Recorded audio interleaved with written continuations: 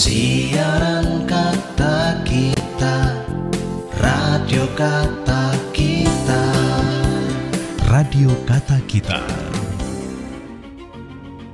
Selamat berjumpa kembali teman dan sahabat pecinta sepak bola Indonesia, pecinta klub Liga 1 dan terkhusus pecinta Bali United.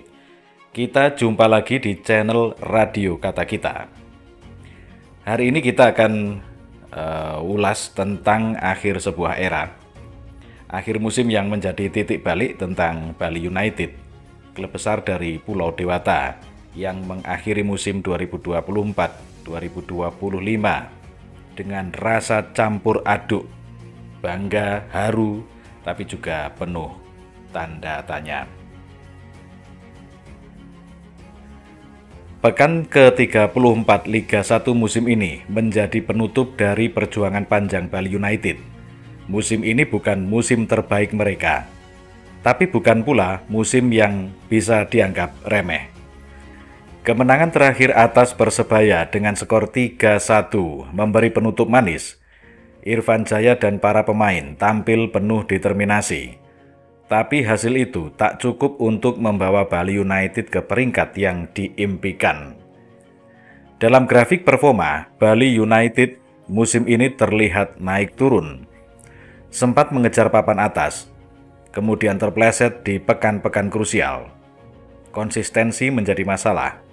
Cedera pemain kunci, skema taktik yang mulai terbaca, dan tekanan kompetisi membuat laju mereka tertahan. Namun satu hal yang tidak berubah, yaitu semangat Serdadu Tridatu tetap menyala hingga akhir. Dan kini kita tiba di titik yang paling emosional bagi para fans Bali United, berakhirnya era Stefano Teko Jugura.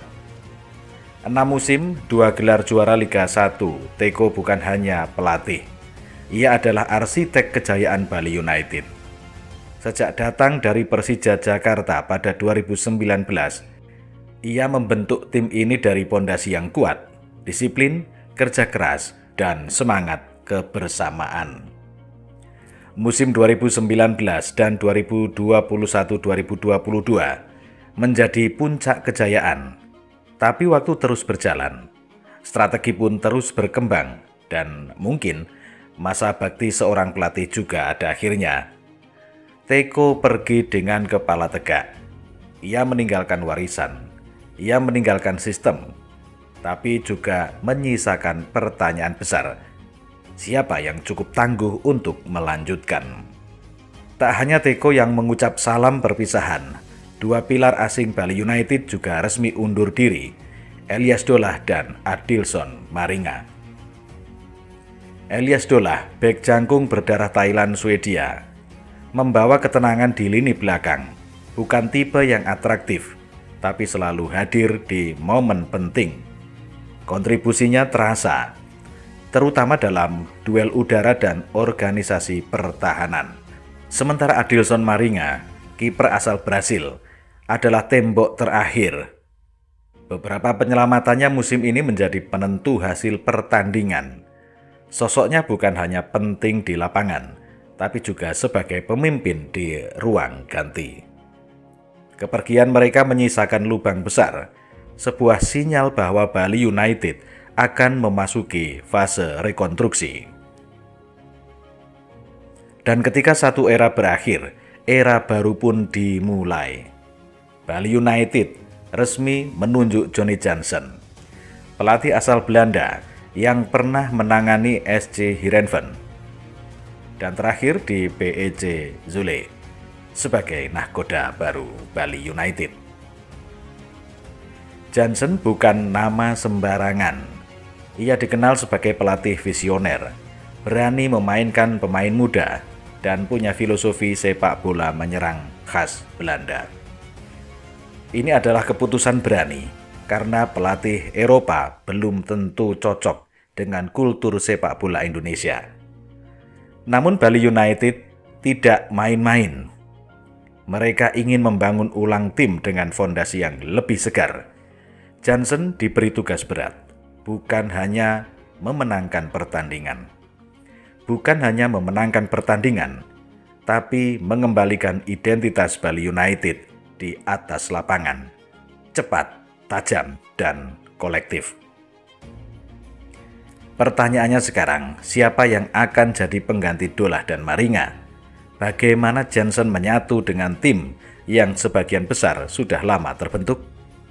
Dan apakah fans akan sabar memberi waktu?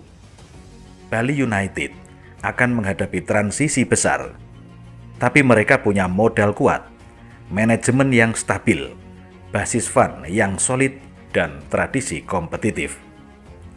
Musim depan bukan tentang membalas musim ini, tapi tentang membangun kembali.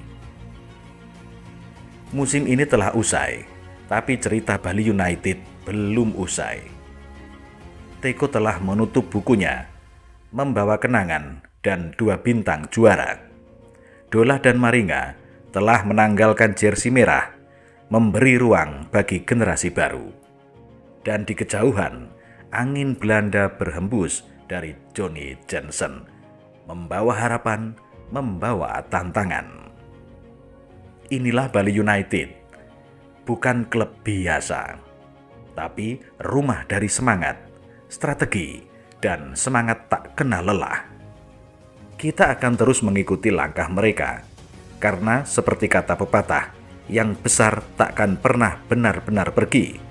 Mereka hanya berubah bentuk menjadi legenda.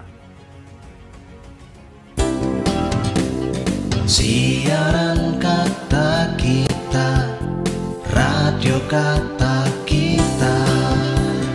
Radio Kata Kita.